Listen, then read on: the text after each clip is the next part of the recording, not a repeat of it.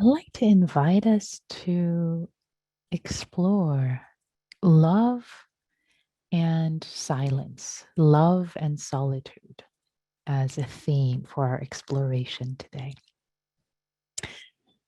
So,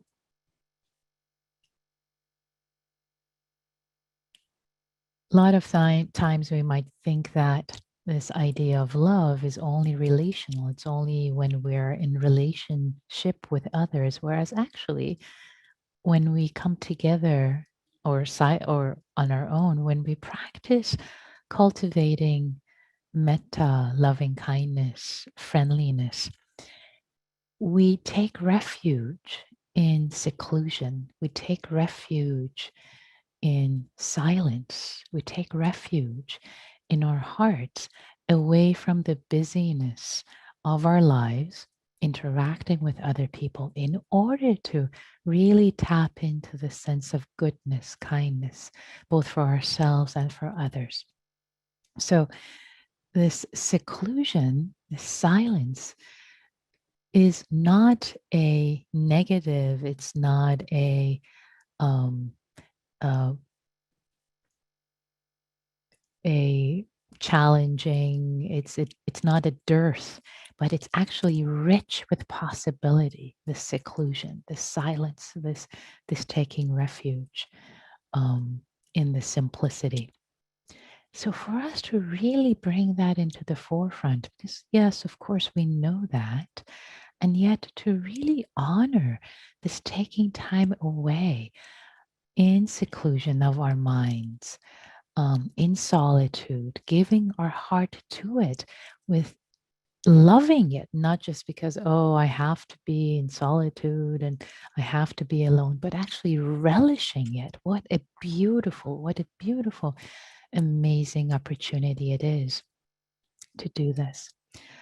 And I'll share with you that this theme is quite relevant for me, and maybe I'll make the announcement here at this point, because for the next couple of weeks I'm going into personal retreat, embracing solitude, embracing silence. So there will be a host of wonderful teachers for Wednesdays and Fridays, and so I'll be embracing sense of solitude, and to cultivate as out of love, really cultivating love and wisdom in this beautiful container of solitude.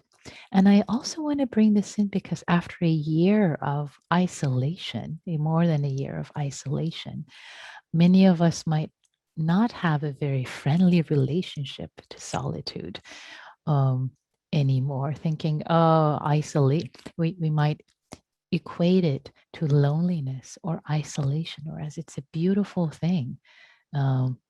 Solitude, silence. And again, I might be preaching to the choir. You may already know this, and yet to embrace that, to really embrace the juiciness of taking refuge in silence and solitude.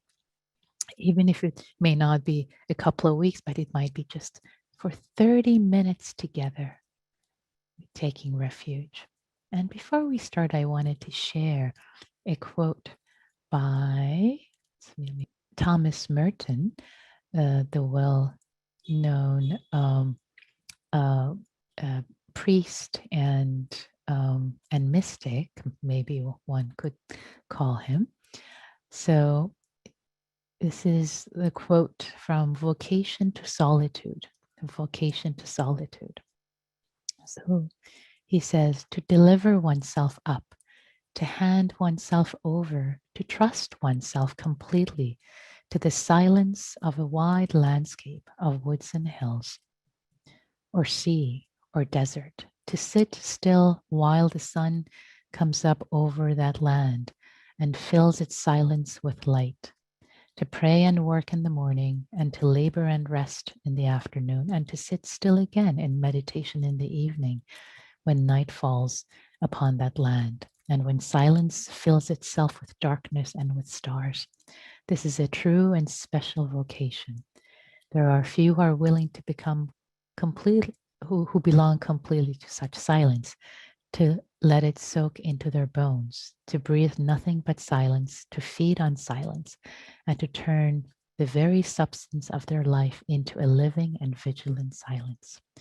So, in praise of silence, again, even it may not be complete the whole day, but even in 30 minutes of silence, of bringing ourselves this vocation, this giving our hearts to solitude, to silence as a cultivation, as a beautiful thing, as an honoring